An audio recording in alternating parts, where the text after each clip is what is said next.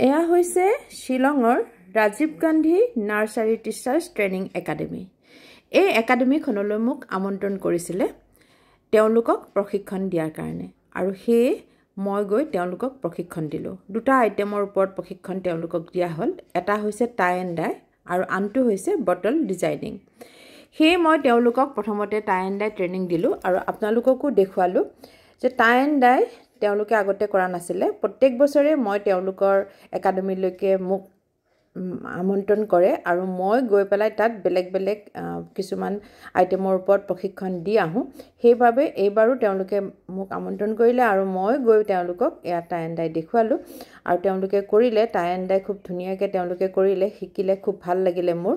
সেয়ে মই আপোনালোককো অকণমান তেওঁলোকে কৰা টাই এণ্ড ডাই দেখুৱাই দিব ওলাইছোঁ। এয়া চাওকচোন, তেওঁলোকে খুব ধুনীয়াকৈ কৰিছে।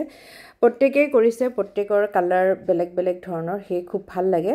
টাই এণ্ড ডাইটো এনেও খুব বেছি ভাল লগা, আৰু তেওঁলোকে যিহেতু প্ৰথমবাৰ কৰিছে তেওঁলোকেও খুব বেছি ফূৰ্তি পাইছে। সেয়ে আপোনালোকক অলপমান মই দেখুৱাই দিছোঁ। এইখন চাওকচোন, এইখন খুব বেছি ধুনীয়া হৈছে। কালাৰকেইটা লাইট হৈ খুব ধুনীয়া হৈ গৈছে। চাওক, ধন্যবাদ।